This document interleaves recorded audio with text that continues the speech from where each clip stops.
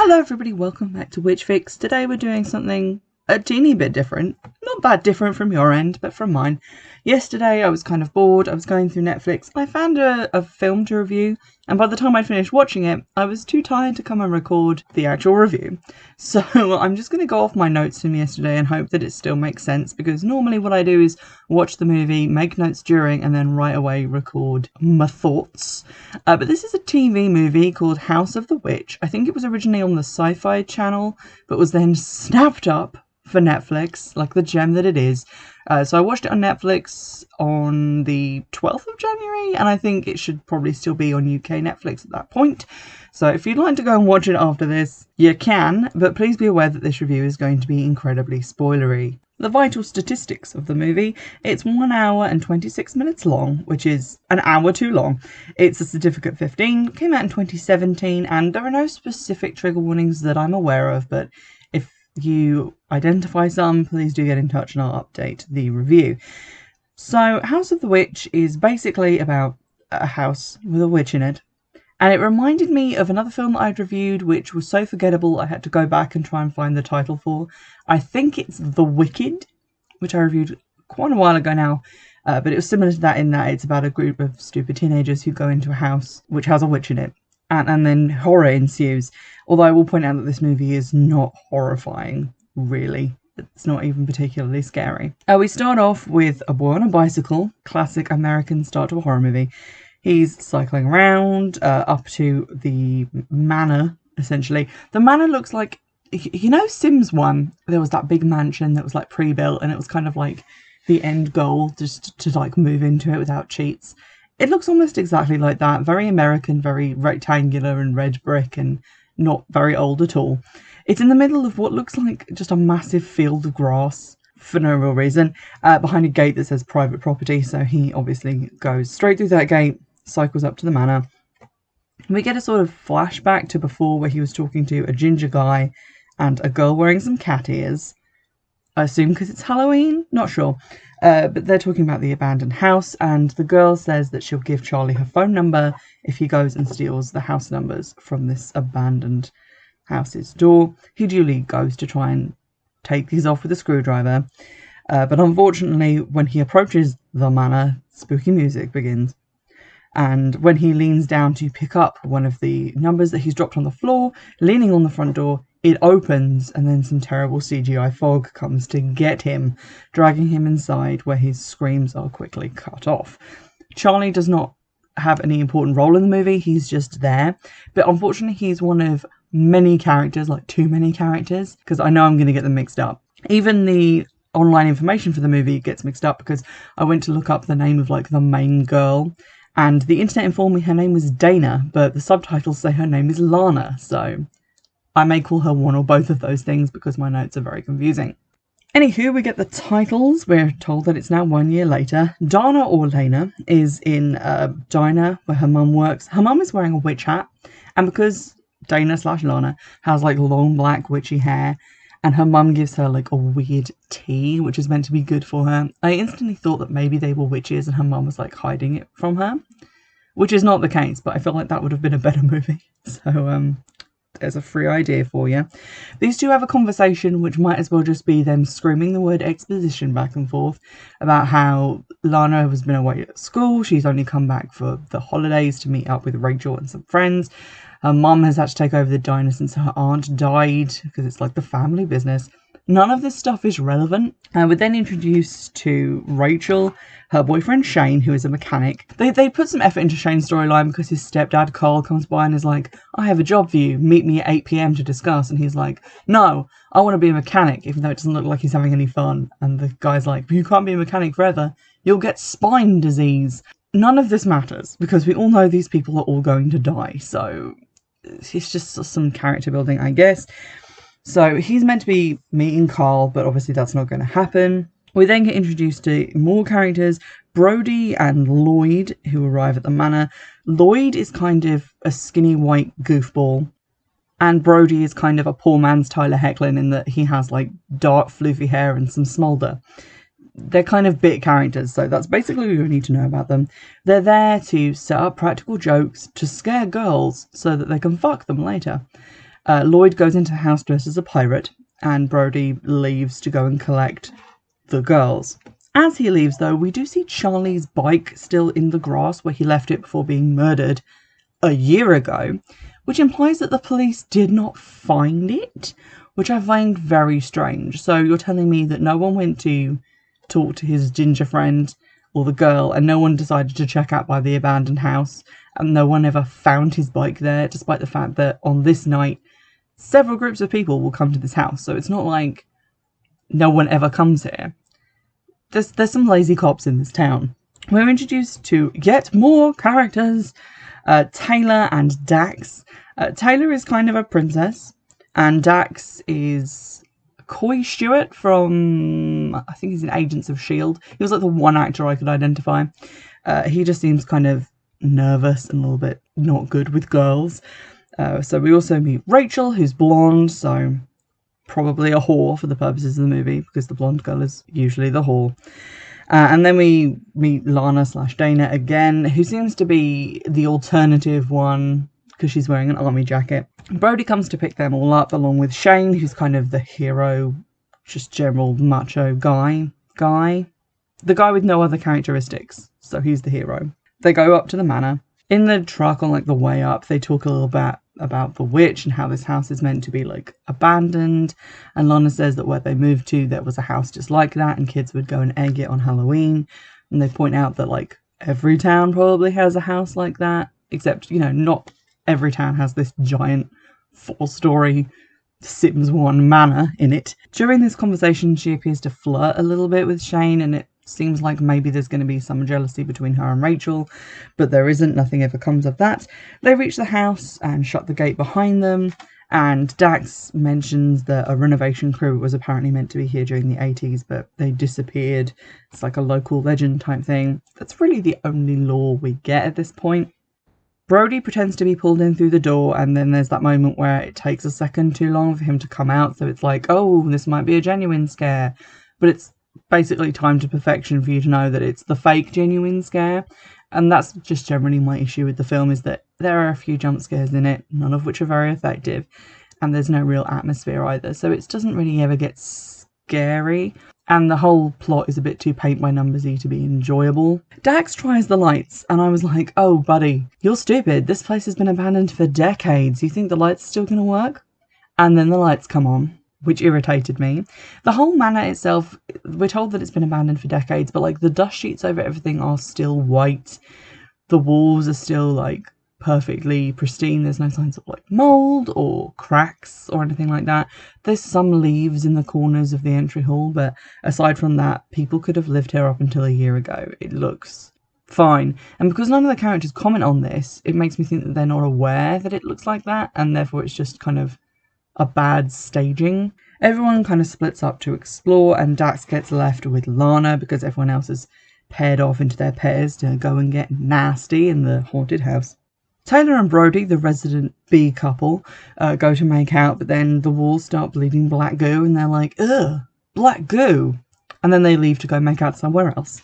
Rachel and Shane go and make out on a bed, and he gets kind of argumentative and is accusing her of cheating on him while at college, because he's the only one in their group who didn't go to college. Nothing ever comes of this argument. Their relationship doesn't seem to suffer for this. He doesn't gravitate further towards Lana. It's just here to just be a little argument that nothing ever comes of. A sheet in a chair starts moving, like maybe something's inflating under it, or someone's slowly appearing. But Rachel was like, that chair moved. Let's leave. And then they leave. So I wasn't sure if the chair had actually moved or if it was like meant to be like something poofing up in it, but they leave. Meanwhile, Lana and Dax find some photographs on a mantelpiece. The room they've gone into seems very 1800s, and the hallway felt very kind of 90s McMansion. So the house is kind of disjointed, and I was like, I wish there had been signs that a renovation had been in place other than us just being told that, like paint cans and scaffolding, stuff like that, maybe half torn down wall, anything to show us that there had been a renovation take place as opposed to just the hallway being inexplicably modern. But there we go. They find some weird like 1800s photographs and look at it. I thought one of them looked a lot like Lana, but no one commented on this, so I guess maybe they're just generically pretty dark-haired girls. When Dax is looking at one of the pictures, the face is kind of flash dead, like one of those holographic pictures you can buy from the Poundland at Halloween. He gets freaked out, so he drops the picture and backs up into a gramophone, which turns that on and it starts playing creepy music. The others all congregate back in this room, attracted by the hubbub, and while they're all sort of talking about who's trying to prank who with the creepy music, Lana seems to freak out, first looking at the girl picture and then at an empty chair in the corner. I thought maybe she was experiencing some sort of vision or something, but then blood appears in her mouth, her nose starts to bleed, and she sees a creepy girl with a white veil over her head and like a white dress, kind of looking like a bride, but not really like a bride, in the chair doing that weird, like, scary, shaky head out of focus face thing that horror films like to do so much. No one else sees anything there, so I kind of started to think maybe she was a witch or psychic or something picking up on this stuff, but never confirmed nor denied. Lana then is freaked out and tries to leave, but the door now won't open. Then there's like a too long segment of people arguing because the girls accuse the guys of having Lloyd hide there to scare them, and then it turns around and the guys are like, the girls got to Lloyd and now he's pranking us instead, which, fair point, I guess. Then they keep going up to try the door and they keep trying their phones to see if there's cell service, and I feel like, yes, normal people would try more than once and keep checking their phones, but it's a boring thing to put in a movie, so usually they'll just do it once and then they'll be like, yeah, that doesn't work. Like, they'll usually try and break one of the windows to get out. They won't try and break every window. That would just take too long and be stupid. But we get quite a lot of repeats of people just like trying the door. But there we go. They try and call Lloyd to find out where he is in the house, but no signal. Still. Shane tries to open the door. He tries hitting it with the world's weakest looking chair, and surprise, surprise, it didn't open. All the windows, when they move the curtains, are boarded up on the inside, and there's some sort of query between them. Were these boarded up on the outside? Could we see that they were boarded up? Which was quite interesting. This idea that there exists a version of the house that you can see from the outside, but then there's also a version of the house that you experience once inside. I kind of wish they'd done more with that. It kind of made it feel a little bit like that Silent Hill movie, which, not a great movie, but still better than this. Shane manfully tries to punch one of the boards off of the window. It does literally nothing. Meanwhile, Taylor, the princess, finds a broken mirror under a sheet, and Lana tells her not to uncover it. Taylor says that it's probably just covered because the people who lived there were so ugly. And then she, sees a ghost hand beckoning her into the mirror and gets frightened. The guys continue to, blame the girls. There's a lot of argumentation going on, and in this distracted period, Taylor pokes the mirror, which sort of ripples like it's liquid, and then her hand gets pulled in quote marks, because underneath the CGI of, swirly, smoky fog, you can very clearly see, her knuckles pressed against the mirror, her fingers flattened down to make it look like her hand's going in, but it's not really, and it just looks really terrible. And then she gets pulled back and starts screaming because somehow she's lost a single finger, even though her whole hand was meant to be in there, but she lost a finger. They start to freak out and start banging on the front door. And when we see a shot from outside, we cannot hear their banging. So clearly they're in some sort of weird pocket world where nothing they're doing inside is reaching the outside world. Again, I will say probably coolest thing in the movie. Really liked that. I mean, it's been in other films, but it's a good thing. It's kind of creepy. Looking out through the keyhole, Shane sees some trick-or-treaters approaching the house. The local house that's been abandoned for decades has trick-or-treaters. Do these people not know that no one fucking lives there? Not gonna give you candy. And although they might just be there to throw eggs, why do they say trick-or-treat beforehand? That's weird. And they're in costumes. I feel like it should be teenagers not in costume, just roughhousing, and not kids in costume coming to get candy. But American Halloween is weird. They can't hear them when they shout to them, so I feel like we're needlessly repeating the no one can hear us thing. Shane then decides that escape is useless, which finally, it's taken you long enough. They then hear screaming, which sounds strangely distorted and ghosty. They deduce that this is Lloyd, and then split up to look for clues. Shane, Rachel, and Lana go upstairs. I sort of expected there to be some sort of jealousy, love triangle, split up the group type stuff, but nothing happens. A bunch of the doors on the landing won't open, but then one opens for Lana into a creepy study, which again looks very Victorian. And this one has like cobwebs all over it, even though there were no cobwebs elsewhere. So it feels like, again, different rooms have different states of age, but no one's commenting on this, so that makes me think it's not intentional. They find various creepy old books and an old letter. Meanwhile, downstairs, Dax, Taylor, and Brody find the kitchen where there's like pots and stuff bubbling away. And Dax has like scraped his back while trying to like force the door open, but now has like a weird pussy looking boil on his face, like he's turning into a zombie or something. And his back apparently now looks infected as well. So that's bad. And Taylor is still feeling not well from having her finger ripped off by that mirror.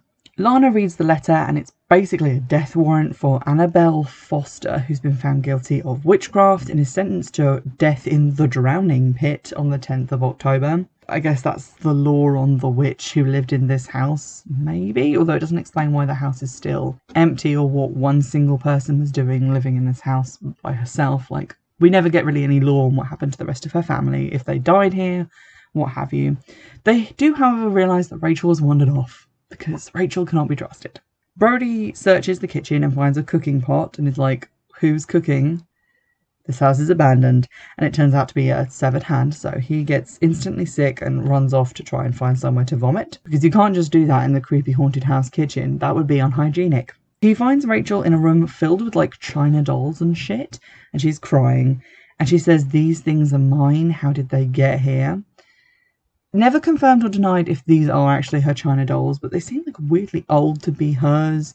We didn't see anything in her character or home life to suggest that she would have all these like antique china dolls, but she freaks out and then quickly puts the moves on Brody, jumping on top of him and making out. The fog then appears to get him. Rachel turns into that like ghostly witchy bride type woman and rips into his throat. So at that point I assumed he was dead. There's then kind of a bitty pointless scene of just Shane's stepdad Carl going to the diner to talk to Lana's mum about how the kids are missing and I can't find them anywhere. And her being like, oh golly gee willikers, well we'll have to go and look for them I guess. And that's literally the scene. I thought maybe this would be the start of her realising that they'd gone to the house and that Lana shouldn't be there with her, like, mysterious ghost seeing power, but again, not mentioned. Lana and Shane then find Rachel in a room full of, like, potions and herbs and apothecary shit. There are lit candles in there, so again, like, it looks like someone's been here. And then they see like witchy stuff on the bench. Shane tries to pry a board loose on one of the windows and succeeds, but when he reaches out, there is no like window behind it and no outside world, just black gunge. This is kind of an interesting idea, the fact that not only are they like sealed in with like locked doors and stuff, but that there is actually no outside world outside now. I kind of like this idea. I wish it had been played with more. Dax and Taylor now look for Brody. Dax's face is getting like worse, more pussy boils. It's never really confirmed why he's the only one being affected like this. Don't know what to tell you, he's just getting real pussy. A fatally injured Brody then like blunders into them just to die. So he could have died in that earlier scene, but I guess it's creepier if he just dies now. Lana finally sees the hand in the jar and starts like panicking about it and says that like there's a witch here, all of this is like witch stuff. The fog comes into the room and Shane breaks the jar with the hand in by accident, and a bunch of like gas comes out which they apparently like can't breathe and it starts to make them ill. Rachel is like scrabbling around on the ground and gets a piece of glass stuck in her hand. Downstairs, Taylor and Dax continue to freak out, and Taylor randomly finds a door that's just open to the outside world. She runs through it, but it slams shut before Dax can get out, so now Taylor's on the outside. I don't know why she was allowed to leave the house. It kind of breaks the immersion of that idea of the outside world not being accessible to them. But the fog attacks Dax and Taylor runs to get help, but sees like ghost children running around in the garden. She freaks out, runs blindly and falls into a pool of water where she gets drowned by ghosts. So I guess she's dead unless she decides to get up, walk 3 feet and then die in front of someone, so it's more frightening. Shane, Lana and Rachel go downstairs. Rachel's hand is getting like weird around the cut. It kind of looks like weirdly grimy and I wasn't really sure what effect they were going for there. Lana is then questioned about what she said about the mirror, and she says that uncovered mirrors, like spirits, get into them and they can't cross over. And then Shane asks her how she knows all this, as if that isn't just one piece of superstition. But apparently she's now an expert. But she just says she picked it up from books. I thought, again, we were leading into some sort of revelation about her history, but nothing happens. They find a hidden door which leads to a basement, and down there they can hear Lloyd screaming, so they go after Lloyd. Bunch of Spanish moss in this basement. Not really sure why, but there is. They find Lloyd bleeding and trapped in a cage, with his hands tied out to his sides with rope. He keeps saying she's coming, the witch is coming, but she's taken her sweet time because this scene goes on for a while. While Rachel and Lana find a vent and crawl inside to get away from the witch, who is coming but won't be there for another 20 minutes, Shane tries to untie Lloyd. I was kind of wondering why bother to untie him? He is still trapped in a cage, but it's apparently a cage with no bottom that can be lifted by a pulley system, which becomes important in a moment. While crawling through the vent, Rachel seems keen to just rub her injured hand in piles of dirt which are on the floor. She's just really trying to get that thing infected. It's like she wants out of the army or something. But, she got a dirty hand. Dax stumbles upon Shane and Lloyd in the basement, so all the living people are sort of reunited at this point. Dax then just keeps saying, "Game over, man," you could remind us of a better movie. They lift up the cage a little bit and try and get Lloyd out, but then the fog comes, they drop the cage, and Lloyd is decapitated. So, he's dead. Barely in the movie. The fog kind of goes in Dax's mouth. We don't really see any comeuppance from this. He kind of goes, "She's inside me," and then nothing happens. He's not possessed. I'm really confused as to what that was meant to achieve. Rachel and Lana, meanwhile, find an exit to the big dirty vent. But when Rachel reaches out of it, a hand grabs hers and starts pulling her fingers out, pulling her fingernails out in a really bright shot. So you can see 3 fingernails being ripped out, because that's scary. It makes me cringe, sure, but is it frightening? Not really. In the struggle, she does kick out and accidentally knocks Lana unconscious. Lana then has a weird dream of a hand trailing through grass, it's the end of Gladiator, approaching the manor. Lana wakes up and it's daylight. She finds a way out through a storm drain into the outside world, reaches a sheriff's car, but the sheriff inside has a weird, shaky blur face, and this is revealed to be just a hopeful dream because she wakes up back in the vent.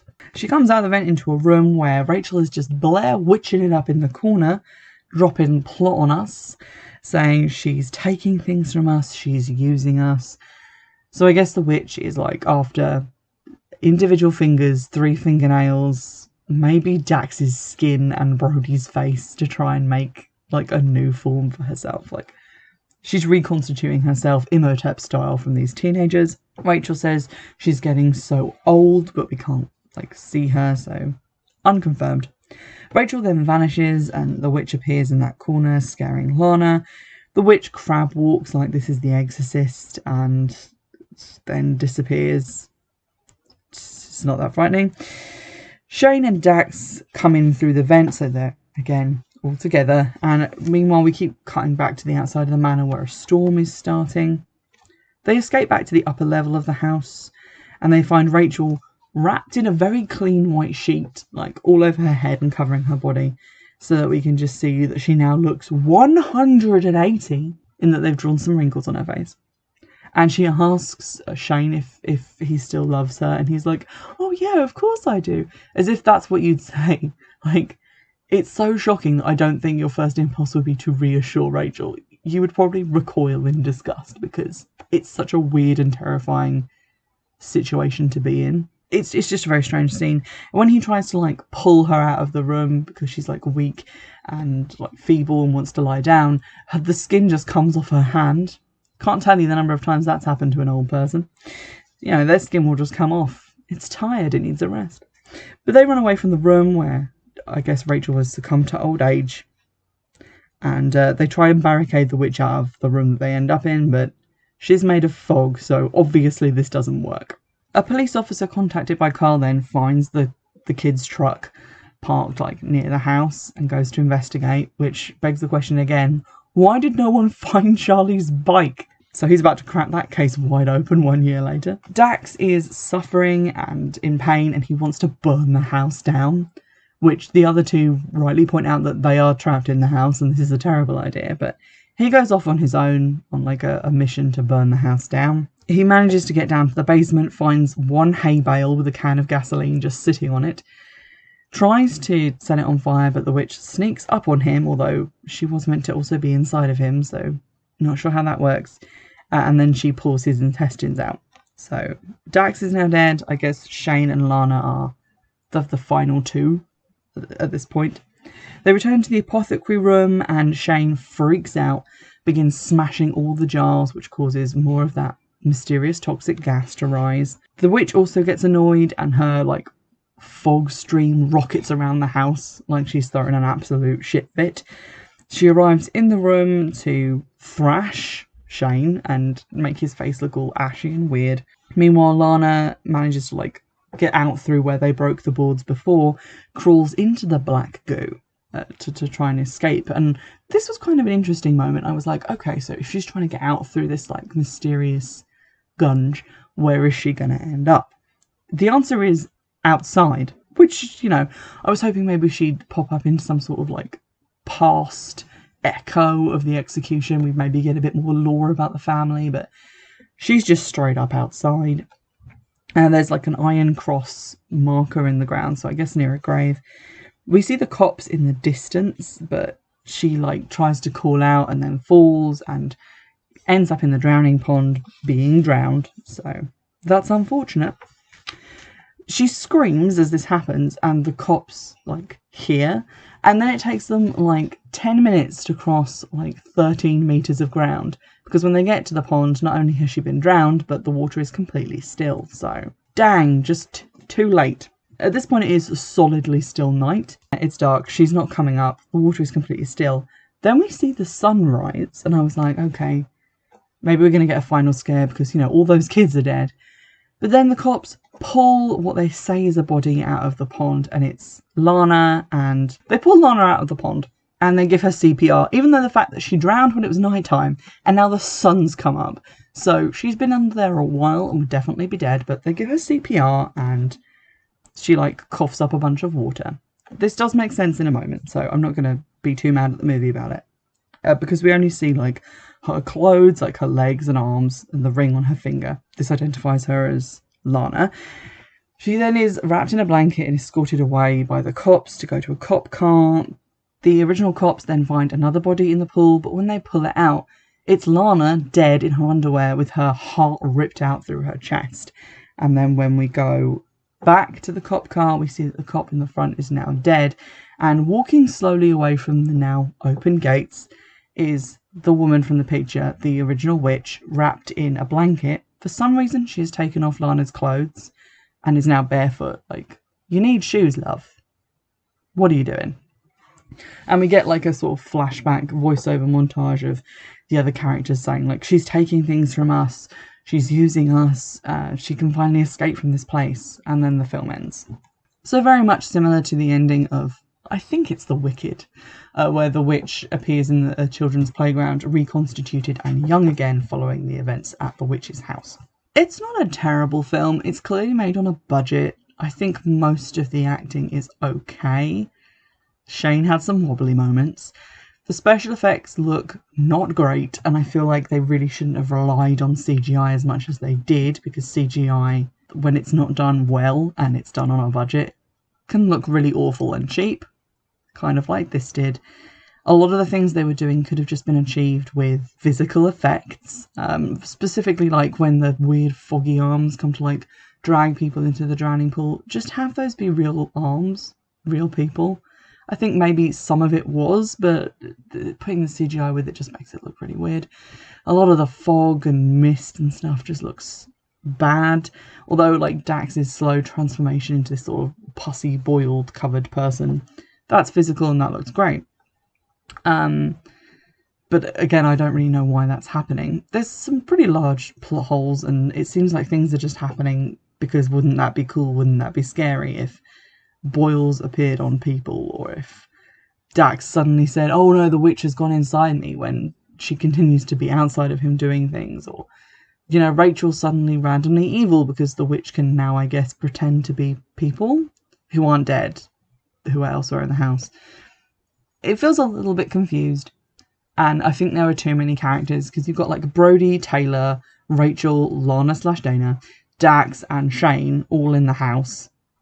That's like too many people. Just so that they have an excess that they can kill off, and it can be gory and gross. But it doesn't really succeed in being that scary. And although it does have a witch in it, we don't really find out enough about her to be satisfied. Was she an evil witch? Had she done terrible things? Do we find out about that? Was she a good witch? Was she even a witch at all? Maybe she's just a vengeful spirit now in death. Has she been doing witch stuff at the house? Why did she have to kill Charlie? Had she killed other people to get bits of them? There's just not a lot of explanation in there, because too much time is given to the teenagers running around the house being picked off one by one. So, did not find it that satisfying, but it still had, like, I guess, a better budget and better acting than some of the other films I've looked at. So, I'll put it kind of solidly in the middle of the lane. Nothing special, but it's not like eye-wateringly bad either. Take that for what it's worth. It's on Netflix, so you can watch it for free. And in the meantime, if you have any other films you'd like me to review, specifically if you could find them on Netflix, if you want to make me aware of them, that's fine. Anything that I can watch for free is kind of a bonus. Do let me know, drop me a line on Twitter, and in the meantime, I'll see you in the next review. Bye!